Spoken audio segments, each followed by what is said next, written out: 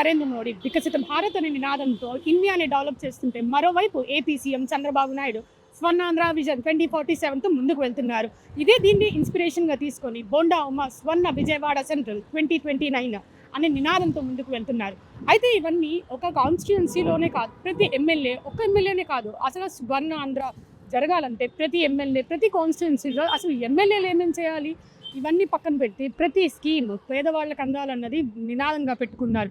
ప్రస్తుతం అయితే మనం విజయవాడ సెంట్రల్ ఆఫీస్ దగ్గర ఉన్నాము. P4 స్పెషల్గా ఒక ఆఫీస్ అయితే పెట్టారు. ప్రస్తుతం అయితే మనం అక్కడ ఉన్నాము. అసలు లోపల P4 అంటే ఏంటి, P4 ఎలా ప్రాసెస్ ఉంటుందో తెలుసుకోండి. ప్రస్తుతం మనం P4 ఆఫీస్లో అయితే ఉన్నాము. మనతో పాటు doctor Venkatesh, young professional, Vijayawada central అయితే ఉన్నారు. అసలు P4 అంటే ఏంటి, పేద ప్రజలకి ఎలా ఉపయోగపడిద్దో ఆయన మాటల్లోనే తెలుసుకుందాం. Hello sir. హలో సార్, అసలు P4 అంటే ఏంటి? P4 అంటే పబ్లిక్ ప్రైవేట్ పీపుల్స్ పార్ట్నర్షిప్ అండి. ఇది జీరో పావర్టీ. ఎందుకంటే మనకి మన సమాజంలో ఉన్న వ్యత్యాసాన్ని తగ్గించడం కోసం P4 అన్నది చంద్రబాబు నాయుడు గారు తీసుకొచ్చారు. ఇక్కడ పీపుల్ ఎలా బెనిఫిట్ పొందుతారంటే, ఎవరైతే కొన్ని సమస్యలు లేకపోతే కొంచెం అవసరాలు ఉంటాయో అవి అన్ని వేళలా చెప్పుకోలేకపోవచ్చు. అలాగే కొంతమంది మార్గదర్శకులు, అంటే మనకి ఎలా అంటే, ఉదాహరణకి ఒకళ్ళు ఏదో ఒక సహాయం చేద్దాము అనేసి దాతలు ముందుకు వస్తారు. వాళ్ళని కనెక్ట్ చేయడానికి ఈ సెంట్రల్ నియోజకవర్గంలో, అలాగే 175 నియోజకవర్గాల్లో CVAP యూనిట్స్ అని ఉన్నాయి. అందులో యంగ్ ప్రొఫెషనల్ తో పాటు 5 విజన్ స్టాఫ్ ఉంటారు. అట్ ద సేమ్ టైం దానికి చైర్మన్ గా ఎమ్మెల్యే గారు ఉంటారు. ఆయన కింద ఒక స్పెషల్ ఆఫీసర్ గారు, గ్రూప్ 1 ఆఫీసర్ ఉంటారు. అంటే జనరల్ గా చూసుకుంటే ఒక మనిషికి P4 అవసరం అని మీరు ఎలా రికగ్నైజ్ చేస్తారు? వాళ్ళ ఆఫీస్కి ఏదైనా వస్తారా, లేకపోతే మీరు వెళ్తారా? ఆల్రెడీ మనకి త్రూ సర్వేస్ ద్వారా ఏదైతే 6 ఎలిజిబుల్ క్రైటీరియా పాయింట్స్ ఉంటాయో అవి మీట్ అయిన వాళ్ళందరినీ బంగారు కుటుంబాలుగా మేము ఎన్రోల్ చేసుకునేసి, ఎవరైతే దాతలు వాళ్ళు ఏదో ఒకటి చేద్దాము సమాజానికి, ఏదో ఒకటి ఇద్దాము, whether it is monetary or non monetary, ఇద్దామనుకున్న వాళ్ళందరికీ వాళ్ళు ఎన్రోల్ చేసుకుంటారు అనమాట. మార్గదర్శిలాగే ఎన్రోల్ చేసుకున్నప్పుడు మనకు ఒక ప్లెడ్జ్ టైప్ లో ఒక ఫామ్ అన్నది గవర్నమెంట్ నుంచి వచ్చింది, P4 ఫౌండేషన్ నుంచి. ఇప్పుడు వరకు సెంట్రల్ నియోజకవర్గంలో ఎంతమందికి మార్గదర్శులు వచ్చారు, ఎంతమంది వచ్చారు మన దగ్గరికి, ఎంతమంది పేద ప్రజలకి P4 అందింది? మనం విజయవాడ సెంట్రల్ లో 15,100 బంగారు కుటుంబాలు ఉన్నాయండి. దానికి 1435 మంది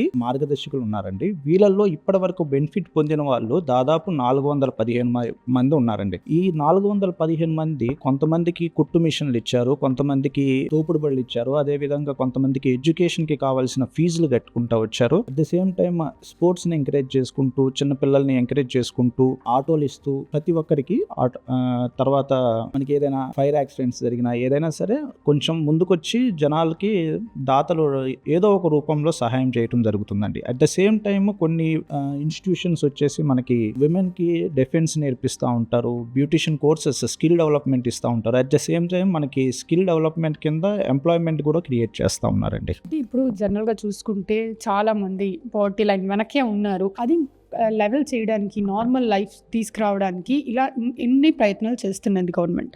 మ్యామ్, వీ హ్యావ్ 10-20 అన్న ఒక కాన్సెప్ట్ ఉందండి. 10 అంటే ఏంటంటే హ్యావింగ్ మోస్ట్ ప్రాస్పరస్, మంచి డబ్బున్నవారు లేకపోతే ఏదో ఒకటి చేద్దాం అన్నవారు 10లో ఉన్నారండి. బాటమ్ 20% ఆఫ్ ద పీపుల్ని, ఎవరైతే బిలో పావర్టీ లైన్ ఆర్ఎల్స్ మనకి పర్సే వాళ్ళకి ఏదో ఒక క్రైటీరియా మీట్ అవ్వలేని వాళ్ళు కొంతమంది ఉంటారు, లైక్ తంబు కూడా లేని వాళ్ళు. సో వీళ్ళకి హెల్ప్ చేయడానికి ఈ 10-20 అనే కాన్సెప్ట్ ఉందండి. ఈ 20% ఆఫ్ ద పీపుల్ని పైకి తీసుకురావడం కోసం గవర్నమెంట్, చంద్రబాబు నాయుడు గారు గవర్నమెంట్ ఈ P4 అనే కాన్సెప్ట్ ని తీసుకొచ్చారండి. విజయవాడ సెంట్రల్ నియోజకవర్గంలో బోండా ఉమ్మ గారు ఉన్న ప్రాంతంలో ఎలా ఉంది P4?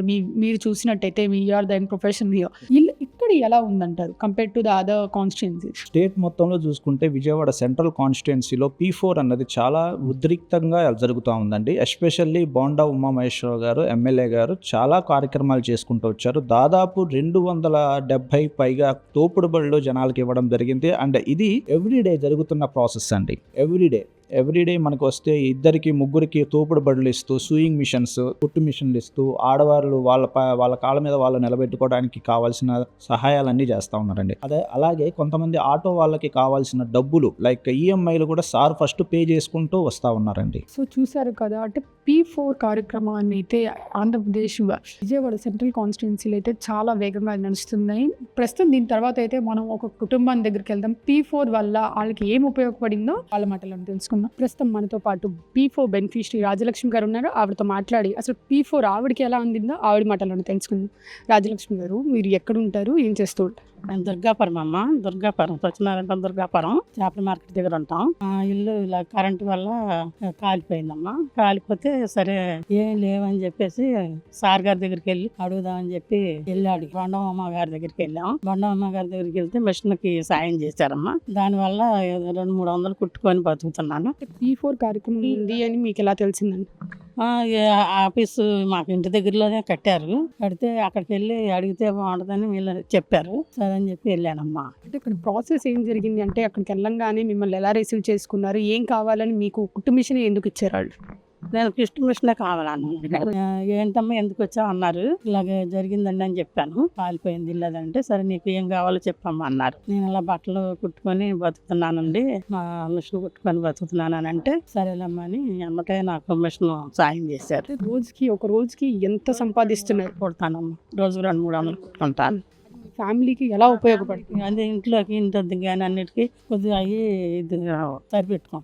చూసారు కదా, P4 ద్వారా వాళ్ళ ఫ్యామిలీకి చాలా ఉపయోగపడుతుంది అంటున్నారు. బోండా అమ్మవారి ద్వారాని ఆ ఫ్యామిలీ అంతా ఒక స్టేజ్లో ఉన్నారు. ప్రస్తుతానికి డైలీ అలా ఆ డబ్బులతోనే గడుస్తున్నాయని అంటున్నారు రాజలక్ష్మి గారు. ఒకప్పుడు పొలిటికల్ హెడ్లైన్స్లో మాత్రమే ఉండే బోండా అమ్మగారు ఇప్పుడు డెవలప్మెంట్ వైపు ఎక్కువ ఫోకస్ చేస్తున్నారు. ప్రస్తుతం మనతో పాటు బోండా అమ్మగారు ఉన్నారు.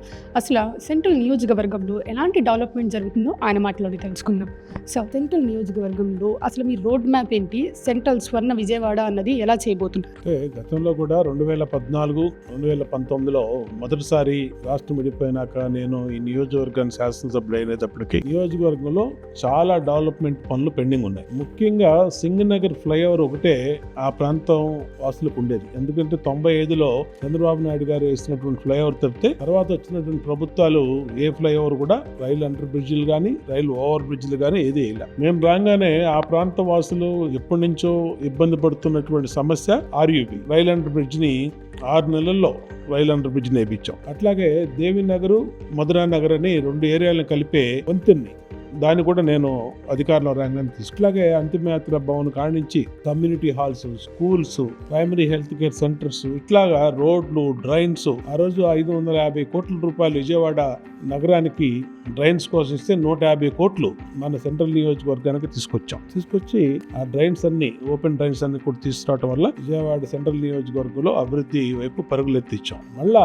2024లో నేను శాసనసభ్యుడు అయినాక ఇవాళ 25 నెలలైంది నేను ఈ ప్రభుత్వ అధికారంలోకి వచ్చి. ఈ 25 నెలల్లో దాదాపు 550 కోట్ల రూపాయలు ఇప్పటికీ అభివృద్ధి నిమిత్తం ఖర్చు పెట్టాం. ఎలా అంటే 10 రోజుల కిందట 98 కోట్లతో ఎల్సీ నెంబర్ 316 ఏదైతే రైల్ ఓవర్ బ్రిడ్జ్ ఉందో ఆ వంతెన్ని మొన్నే శంకుస్థాపన చేసాం. అది అనుమతులు తీసుకొచ్చి, అంటే ఆ ప్రాంతంలో గుణదల వాసుల కళ అది, ప్లస్ ఆ ప్రాంతంలో రైల్వే గేట్ల వల్ల అభివృద్ధికి దూరంగా ఆ ప్రాంతం అంతా ఉండిపోయింది. ఇవాళ ఆర్ఓబి వేయటం వల్ల బ్రహ్మాండంగా అభివృద్ధి చెందుతా ఉంది. మొన్నే శంకుస్థాపన చేసాం. అట్లాగే 83 కోట్ల రూపాయలతో రా వాటర్ ఫిల్టరైజేషన్ ప్లాంట్ ఇవాళ వాంబే కాలనీలో అన్ని నెక్స్ట్ వీక్ శంకుస్థాపన చేస్తున్నాం. దానివల్ల ఇప్పుడు హెడ్ వాటర్ వర్క్స్ ఏదైతే విజయవాడ మొత్తానికి కూడా ఒకటే ఉంది, ఇక్కడి నుంచే ఫిల్టరైజేషన్ అయ్యి డ్రింకింగ్ వాటర్ విజయవాడ మొత్తం 15 లక్షల మంది ప్రజలకి సప్లై అవుతుంది. అలా కాకుండా అడిషనల్ గా దీనికి మా నియోజకవర్గానికి వరకు 83 కోట్ల రూపాయలు పెట్టి తీసుకొచ్చాం.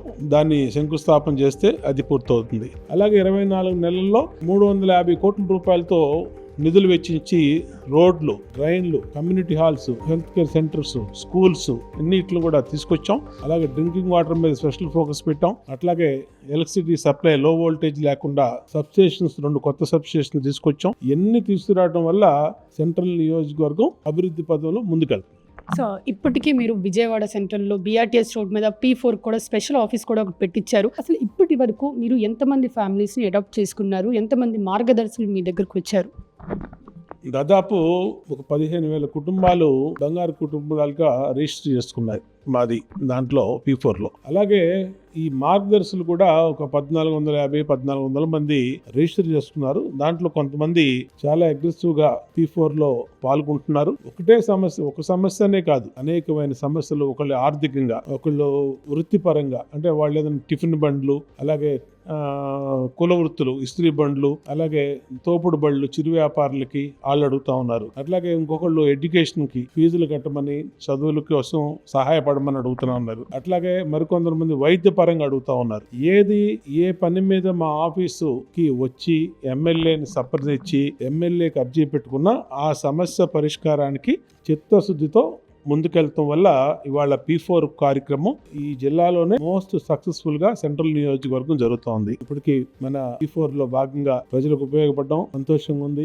ఇక్కడ ఎందుకంటే ఎక్కువ BPL ఫ్యామిలీస్, ఈ BPL ఫ్యామిలీస్ చనిపోయిన ఒకళ్ళకి మట్టి ఖర్చులు కూడా ఉండవు. అలాంటి వాళ్ళందరికీ కూడా మట్టి ఖర్చులు కానించి ఆ కుటుంబాలకు చనిపోతే 10,000 రూపాయలు ఇవ్వటం, అలాగే తర్వాత దశదిన కర్మలకి, అలాగే మిగతా కార్యక్రమాలకు అన్నింటికి కూడా ఎమ్మెల్యే కార్యాలయం ఈ P4 ద్వారా నేను గాని మా పిల్లలు ఇద్దరు సిద్ధార్థ, రవితేజ, వాళ్ళు కూడా చాలా అగ్రెసివ్ గా ఉన్నారు. ఏది ఏమైనా భగవంతుడు మాకు ఇచ్చిన శక్తి కొలది పేదవాళ్ళకు ఉపయోగపడటంలో అన్ని రకాలుగా ముందుంటాం. సో మీరు సోలార్ పవర్, విజయవాడ సెంట్రల్లో సోలార్ పవర్ ని ఎక్కువ ప్రమోట్ చేస్తున్నారు. ఒక కామన్ పర్సన్ కి దాని బెనిఫిట్స్ ఏంటంటారు? ఈ రినవబుల్ ఎనర్జీ అనేది ఫ్యూచర్ అంతా కూడా అదే. ఎందుకంటే రాబోయే రోజుల్లో థర్మల్ పవర్ కానీ, హైడ్రో పవర్ కానీ, ఎన్ని other agriculture based agro power కానీ ఎన్ని కూడా ఉండదు. రినవబుల్ ఎనర్జీలో సోలార్ అనేది మారుతున్న ప్రపంచంలో నెంబర్ 1 సోలార్. అంటే ₹1 ఖర్చు లేకుండా, ప్రొడక్షన్ కాస్ట్ లేకుండా ప్రకృతితో ఎండని, వెలుతురుని తీసుకొని ప్రొడక్షన్ అయ్యే దీనికి కేంద్ర ప్రభుత్వం కూడా పెద్ద ఎత్తున ప్రోత్సాహాలు అందిస్తా ఉంది. దానివల్లే మేము మా నియోజకవర్గంలో ఇప్పుడు నేను చెప్పా BPL ఫ్యామిలీస్ ఎక్కువ ఉన్నాయి. ఈ BPL ఫ్యామిలీస్ మీద భారం పడకుండా ఉండాలి అంటే సోలార్ కి అందరూ కనుక కన్వర్ట్ అయితే ప్రభుత్వ పరంగా మేము అన్ని రకాలుగా సబ్సిడీలు ఇస్తున్నాం, లోన్లు ఇప్పిస్తున్నాం. వాళ్ళకి సోలార్ కనెక్షన్ మేమే పెట్టి అనుమతులన్నీ కూడా సింగిల్ విండో ప్రాసెస్ లో ఇప్పిస్తా ఉన్నాం. కాబట్టి వాళ్ళందరికీ కూడా ఇబ్బంది లేకుండా చేస్తున్నాం. వాళ్ళకి రెస్పాన్సిబుల్ గా అధికారులందరికీ పెట్టి ఫాస్ట్ ట్రాక్ మోడ్ లో వాళ్ళకి అనుమతులు ఇవ్వటం వల్ల వాళ్ళకంటే ఒక్కసారి సోలార్ పెట్టుకుంటే life time no current bill, 0 current bill. కాబట్టి 25 సంవత్సరాలు అది ఒక్కసారి ప్యానల్స్ పెట్టుకుంటే పనిచేస్తుంది. మళ్ళా 25 సంవత్సరాల తర్వాత ప్యానల్స్ ఒక్కటే మార్చుకుంటే సరిపోతుంది. కాబట్టి ఫ్యూచర్ ఇదే. కాబట్టి ఈ సోలార్ అనేది మేము హైయెస్ట్ ప్రయారిటీ. 0 పవర్ బిల్ మీద మేము ఫోకస్ పెట్టాం. ప్రజలందరినీ కూడా ఈ పవర్ బిల్లు బారిన పడకుండా వాళ్ళందరికీ దాన్ని విముక్తి కల్పించాలనే నా ఉద్దేశం. లైక్ విజయవాడ సెంట్రల్లో ఉన్న అతిపెద్ద ప్రాబ్లం ఏంటి, మీరు దాన్ని ఎలా సాల్వ్ చేయబోతున్నారు? అంటే ఇందాక చెప్పాను మీకు, ఈ LC 316 అనేది ఒక రైల్ ఓవర్ బ్రిడ్జి. అదొకటి. అంటే మెయిన్ ట్రాఫిక్ సమస్య ఉంది మా నియోజకవర్గానికి. మాకు ఇక్కడ ఈ కాన్స్టిట్యున్సీ జియోగ్రాఫికల్ గా 2 పార్ట్లుగా ఉంటుంది. ఒకటి సింగనగర్ పార్ట్, ఒకటి ఇటేపు పార్ట్, అదర్ దెన్ సింగనగర్. ఈ సింగనగర్ పార్ట్ నుంచి ఇటేపు రావాలంటే మార్గాలు ఇప్పుడున్నాయి. ఒకటి సింగనగర్ ఫ్లైఓవర్, దాంట్లోంచే అందరూ కూడా బయటకు రావాలి. లేదంటే ఇన్నర్ రింగ్ రోడ్ లోంచి రామవరపాడు వరకు వెళ్ళాలి. దానికి కనెక్టివిటీ ఎక్కువ కనుక పెంచితే ఈ సింగనగర్ ఫ్లైఓవర్ మీద లోడ్ పడకుండా ప్రజలు ఫ్రీగా మూవ్మెంట్ ఉంటుంది. అందుకనే మేము సెకండ్ ఫ్లైఓవర్ ని ప్రపోజల్ పెట్టాం. అట్లాగే రైల్ ఓవర్ బ్రిడ్జెస్ ని ఇంకొక 2 కావాల్సి వస్తున్నాయి. రైల్ అండర్ బ్రిడ్జెస్ ఇంకొక 3 కావాల్సి వస్తున్నాయి. వీటన్నిటి మీద ప్రపోజల్స్ వేగవంతంగా పెట్టాం. ఖచ్చితంగా నెక్స్ట్ కమింగ్ 3 years లో ఈ ROBలు, RUBలు, అలాగే సింగనగర్ సెకండ్ బ్రిడ్జిని కూడా తప్పనిసరిగా తీసుకొస్తాం. ఈ నియోజకవర్గానికి ట్రాఫిక్ లేకుండా చేయటం ముఖ్య ఉద్దేశంగా తీసుకెళ్తాం. గతంలో వరదలు వచ్చినా, చిన్నపాటి వర్షాలు వచ్చినా ఇబ్బందులు పడేవాళ్ళు. ఇప్పుడు ఎత్తున బుడమేరు మొన్న క్లౌడ్ బరస్ట్ అయ్యి ఏదైతే వచ్చిందో దానివల్ల కొంచెం ఇబ్బంది పడ్డాం. ఇప్పుడు దాన్ని కూడా ముఖ్యమంత్రి గారి దృష్టి తీసుకెళ్ళాం. బుడమేరు వరద నుంచి శాశ్వతంగా విజయవాడ నగరానికి ఇబ్బంది లేకుండా 3,000 కోట్ల రూపాయలు ఇచ్చి అది కూడా చేశారు. కాబట్టి ఇక బుడమేరు వరద కూడా మాకు రాదు. నియోజకవర్గంలో లోతట్టు ప్రాంతాలన్నింటిని కూడా మెరక చేసి డ్రైన్స్ అన్ని ఇంప్రూవ్ చేసాం. ఖచ్చితంగా ఈ నియోజకవర్గాన్ని అభివృద్ధి పదంలో అగ్రస్థానంగా నిలపడమే లక్ష్యంగా ఒక టార్గెట్ పెట్టుకొని ఏ డివిజన్ లో ఏ సమస్యలు ఉన్నాయి ఆ డివిజన్ సమస్యల్ని తీర్చడానికి పనిచేస్తా ఉన్నాం. 2029 ఎలక్షన్స్ మూమెంట్లో విజయవాడ సెంట్రల్లో ఇది నా అచీవ్మెంట్ అని చెప్పుకోదగిన పని ఏం చేశారు?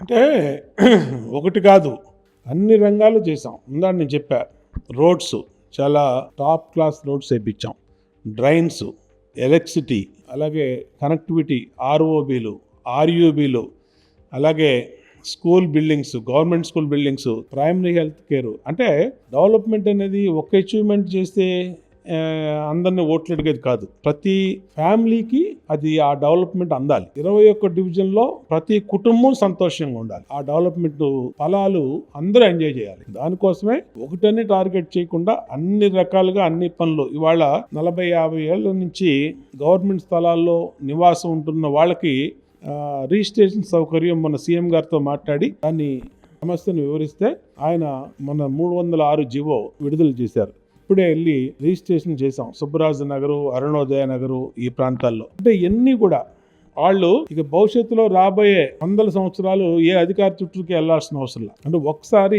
గవర్నమెంట్ ల్యాండ్ లో వాళ్ళు ఎప్పటి నుంచో ఆక్యుపై చేసుకొని ఉన్న వాళ్ళు 70 గజాలు కానీ 100 గజాలు కానీ వాళ్ళకి రిజిస్ట్రేషన్ సదుపాయం కల్పించేస్తే ఇంకా వాళ్ళు ఏ అధికారి చుట్టూ తిరగాల్సిన అవసరం, ఏ ఎంఆర్ఓ, మున్సిపల్ ఆఫీసు తిరగాల్సిన అవసరం. భవిష్యత్తులో కూడా ఆ కాగితాలను వాళ్ళు ఎవరికైనా అమ్ముకోవచ్చు. ఏ అవసరానికైనా వాళ్ళ పిల్లలకి ఇచ్చుకోవచ్చు, వాళ్ళకి అమ్ముకోవచ్చు, ఏమైనా చేసుకోవచ్చు. అంటే అట్లాగా ఒక సమస్యలు లేనటువంటి నియోజకవర్గంగా తీర్చిదిద్దడం లక్ష్యంగా పనిచేస్తాను. నాకు పూర్తి అవగాహన ఉంది ఈ సెంట్రల్ నియోజకవర్గంలో ఏ రోడ్లో ఏ సమస్య ఉంది, ఏ రోడ్లో ఏ సమస్యని పరిష్కరిస్తే ఆ ప్రజలు హ్యాపీగా ఉంటారనేది ఇక్కడ పుట్టి ఇక్కడ పెరిగాం కాబట్టి మాకు అన్నీ తెలుసు. ఖచ్చితంగా ఆ అవగాహనతోనే సమస్యల పరిష్కారానికి ముందుకెళ్తాం. Thank you for your valuable time. ప్రస్తుతం అయితే మనం అజిత్ సింగ్ నగర్లోని రాజుగారి ఇంటి దగ్గర అయితే ఉన్నాము. ఇక్కడ అయితే ఎస్సీ ఎస్టీ క్యాస్ట్ వాళ్ళకైతే 200 యూనిట్స్ ఫ్రీగా అయితే ఉండిద్ది. లైక్ ఇదంతా పక్కన పెట్టుకుంటే ఈ యోజన కోసం పిఎం యోజన, సూర్యఘర్ యోజన అనే ఒక యోజన వల్ల ఎస్సీ ఎస్టీ క్యాస్ట్ వాళ్ళందరికైతే ఇలా మనం చూసుకోవచ్చు. ఇక్కడ సోలార్ది అయితే ఇప్పించారు బోండామ్మ గారు. ఇవి ఇలా వైపు చూసుకుంటే ఎస్సీ ఎస్టీ క్యాస్ట్ వాళ్ళు ఎవరు ఎలిజిబుల్ ఉన్నా వాళ్ళ దగ్గరికి వెళ్ళి దీన్ని సోలార్ పెట్టుకుంటే ఎలక్ట్రిసిటీ బిల్ 0 వచ్చింది, మీకు మంచిది అని చెప్పి వాళ్ళ ఇంట్లోకి వెళ్ళి మరి సోలార్ అయితే పెట్టిస్తున్నారు. ప్రస్తుతం మనతో పాటు రాజుగారు ఉన్నారు. ఆయనతో మాట్లాడి అసలు వాళ్ళకి ఏ విధంగా సోలార్ ఉపయోగపడుతుందో వాళ్ళ మాట్లాడుతుంది. రాజుగారు, సోలార్ ఎప్పటి నుంచి పెట్టించుకున్నారు? అసలు మీకెవరు చెప్పారు సోలార్ పెట్టించుకోమని? మాకు 4 నెలల క్రితం ప్రధానమంత్రి సూర్యఘర్ యోజన కింద మా దగ్గరలో ఉన్నటువంటి వారు వచ్చి, అధికారులు వచ్చి చెప్పి, మీకు సూర్యఘర్ యోజన పథకం కింద మేము సోలార్ అరేంజ్ చేస్తామని చెప్పారండి. సోలార్ అరేంజ్ చేస్తాం, దాన్ని ఇచ్చారు, మాకు ఫ్రీగానే ఇచ్చారు దాన్ని. మాకు అంతకుముందు అయితే కరెంటు బిల్లు 1000 రూపాయలు 1500 అలాగ వచ్చేది. అటువంటిది ఇప్పుడు మాకు 0 వస్తుంది కరెంటు బిల్లు, మేము ఈ సోలార్ సిస్టమ్ పెట్టించుకున్న తర్వాత. ఇది ఎప్పుడు పెట్టించుకున్న సోలార్ సిస్టమ్? లైక్ ఇప్పుడు ఎవరైనా వచ్చి ఇలా ఎక్స్ప్లెయిన్ చేశారా ఇలా వాడాలి అని చెప్పారు? మేము ఒక 5 నెలల క్రితం పెట్టించుకున్నామండి. ఇక దగ్గరలో ఉన్న అధికారులు వచ్చి, ఎలక్ట్రిక్ డిపార్ట్మెంట్ అధికారులు వీళ్ళందరూ వచ్చి మాకు ఈ విధంగా వాడుకోండి, మీరు ఈ విధంగా వాడితే మీకు కరెంట్ సేవ్ అవుతూ ఉంది, కరెంటు బిల్లు రాదు మీకు, లేదు ఎక్కువగా జనరేట్ అయినా అది మాకు ఉపయోగపడుతూ ఉంటుంది, లేకపోతే వేరే వాళ్ళకైనా ఉపయోగపడుతూ ఉంటుంది అని చెప్పి మాకు సోలార్ సిస్టమ్. మీరు పెట్టించుకున్న తర్వాత ఎవరికైనా ఇంట్రెస్ట్ వచ్చి వాళ్ళు కూడా పెట్టించుకున్నారా? అంటే ఎంతమంది ఇంట్రెస్ట్ చూపించారు ఇలా సోలార్ పెట్టించుకోవడానికి? అసలు మేము పెట్టించుకున్న తర్వాత కొంతమంది అడిగారు, మీకు ఎంత బిల్ వస్తుంది ఏంటంటే, మాకైతే ప్రజెంట్ ఏం బిల్ రావట్లేదండి అని చెప్తే, సరే మేము కూడా అయితే ఒకసారి సోలార్ పెట్టించుకొని చూస్తామని చాలామంది అడుగుతూనే ఉన్నారండి. సో పిఎం సూర్యఘర్ యోజన కింద అయితే సోలార్ పెట్టిన వాళ్ళ ఇంటి దగ్గర అయితే చాలామంది ఆల్రెడీ వర్కింగ్లో ఉన్నది, చాలామంది కూడా దీని మీద ఇంట్రెస్ట్ చూపిస్తున్నారు. ఇది ఒక్క ఏరియాలోనే కాదు, ఎస్సీ ఎస్టీ క్యాస్ట్ ఉన్న వాళ్ళందరికీ కూడా ఫ్రీ సోలార్ పెట్టాలన్నది ఒక నినాదంతో అయితే ముందుకెళ్తున్నారు. ప్రతి ఇంట్లో సోలార్ పెట్టాలనే కార్యక్రమంలో ప్రతి ఆంధ్రప్రదేశ్ సెంట్రల్ నియోజకవర్గంలో ప్రతి ఎస్సీ ఎస్టీ క్యాస్ట్ వాళ్ళకైతే సోలార్ పెట్టబోతుంది. ఇది మాత్రం సోలార్ పెడితే చాలామంది ఫ్యామిలీస్కి, బెనిఫిషరీస్కి ఎలక్ట్రిసిటీ బిల్ అనేది చాలా తక్కువగా వచ్చే అవకాశం ఉందంట. నియర్లీ 0 వచ్చే అవకాశం ఉందంట. ఇది విజయవాడ సెంట్రల్ నియోజకవర్గ కెమెరామెన్ నానితో అథా మహమ్మద్, RTV విజయవాడ.